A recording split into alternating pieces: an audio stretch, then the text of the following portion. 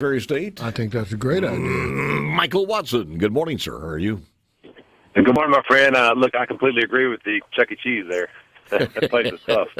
Man, you've got to be dedicated. I mean, if there's one place you want to lose your child, that would be a good place to do it, wouldn't it? Like it's tough tracking for you around that joint. Well, I think it's another thing too. You didn't call to talk about this one, but isn't it not introducing these kids to some form of addictiveness with gambling because they got to have those tickets? Oh, I think you're right. I mean, all of a sudden, prior to going to Chuck E. Cheese, tickets weren't a big deal, and all of a sudden, man, it's like narcotics. They got to come shooting out of there, or else they're throwing a tantrum. I'm sure there's some kind of federal money and some kind of bill to study that.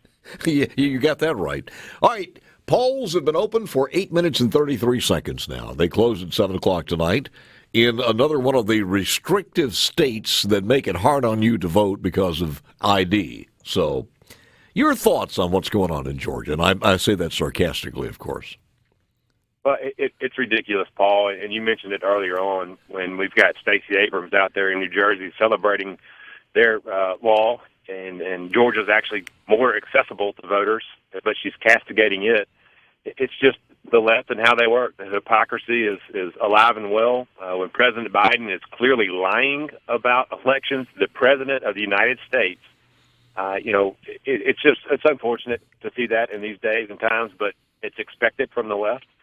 We just got to continue to be honest and talking about what's going on good in our states. And we had a great year last year in Mississippi. And hopefully it'll resonate with everybody, black or white. Speaking of which, I really feel bad for some of the businesses there in Atlanta because there's a lot of African-American small businesses in the Atlanta area. 51% of the entire population of the city is African-American. And there are some people who've made some money, and they've done a great job. But, I mean, they were knocked back by the pandemic. Some of them still haven't opened, certainly some of the black-owned restaurants. And this was going to be a boom to them. But thanks to people like Stacey Abrams doing all of this misinformation, they're screwed. That's exactly right. I saw an estimate of $100 million lost to the local economy when they pulled the All-Star game. And I don't know if you saw this or not, but I appreciate Senator Rubio writing the commissioner, asking him if he was going to withdraw his membership from Augusta National to make sure that, that's in Georgia. So well, one more hypocrisy on this one. This comes at the very same time where MLB cuts a lucrative contract with China for a streaming service there to do the ball games, MLB ball games in China. So that's exactly right. And Paul, remember, you got to show your ID when you get a will call to pick your ticket up. Oh, absolutely. So anyway, we are immersed in hypocrisy to a greater degree than ever before. Our polls open at 7 o'clock. I mentioned a little bit earlier, you need to pay attention to certainly the closer the politician, the more you need to pay attention to them. People forget about this. They get all hyped up on the governor or Senate race or House race or the president, but don't forget about the mayor. Come on, man. That's important. Oh, look, we obviously get excited about these big federal elections and the presidential last year, but as conservatives, we always talk about government closest to the people is that which governs best. We've got to pay attention to these elections. The municipal level is where it can impact you the quickest on a daily basis. So I'm encouraging all Mississippians, if you live in a municipality and you're a registered voter, please go vote today. It matters. And study your candidates. Make sure they align with your values. Not only that, Paul, once you get them elected, you hold them accountable. Absolutely. And go vote on them based on what he or she has done for your city. Basically, that's it. How well have they been handling the duties as an administrator? Has your city grown?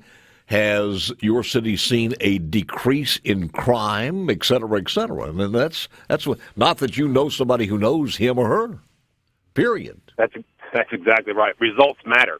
And both results have consequences, good and bad. And so if you're not holding your elected officials accountable, then what are you doing to drive your city forward? Michael, now, of course, voter ID is needed. All of the things that you need any other election, they're needed here. But is every city in the state having the municipal election, or is it just a certain percentage? They are not, Paul. We have some cities who are chartered differently, so they've already had their elections, but the vast majority are today. Mm-hmm. And I just encourage folks, again, as you mentioned there, take your ID. If you forget it, you can still vote, and they'll be able to vote by affidavit ballot. And you'll have 5 days to return to show your ID, which is April 13th.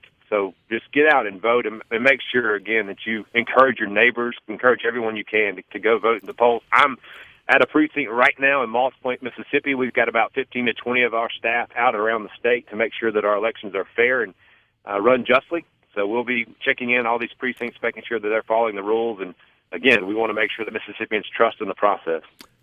Because I was out, there are some parts of this I just heard just a little bits of it. What was the deal about the water? If you were within 150 feet of the polling place, you could not have people bring you water or something. I'm talking about the Georgia deal. Have you heard that? I did, and basically what was happening, Paul, you had these outside groups that would come in and say, hey, here's your bottle of water from President Joe Biden or, some other candidate. Yeah. And what they don't tell you is poll workers, poll managers can come out and supply water to those in line. So it doesn't ban water. You can still get water from the inside. Poll managers can bring it. It's just outside groups. It's crazy. Not support it and bring it in. Absolutely crazy. Could there be a runoff? There could be a runoff in this one we're talking about, or could they? There could be a runoff today, and it'd be on April the 27th. So make sure you pay attention to that. And there will be several runoffs, Paul, because we've got some crowded primaries in several of these races around the state. So we will know. Polls close at 7 o'clock tonight, and I think Jackson has most around the metro area. Most of the localities or cities around the metro area do have an election also. How about on the coast? Same thing there? Oh, yeah. Plenty of them down here. And look, 7 to 7, and if you're in line by 7 p.m., you will be allowed to vote, so make sure that you're aware of that.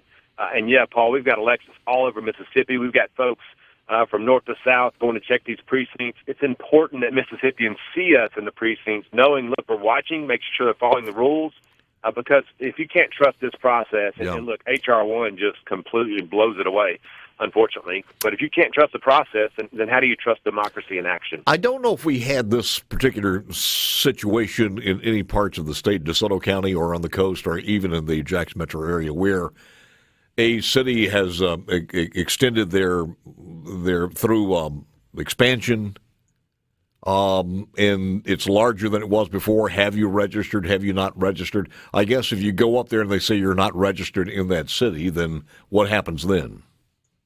Yeah, well, you've got to be registered 30 days prior to an election, Paul, and that's the part where being an active citizen, an active voter, making sure that you're paying attention.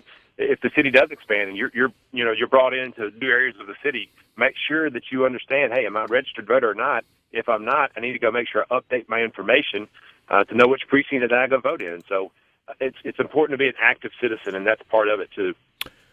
Anything else before we let you go, sir, that you need to let the folks know about?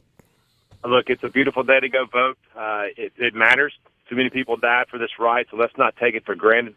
Let's go have our voices heard and drive Mississippi forward.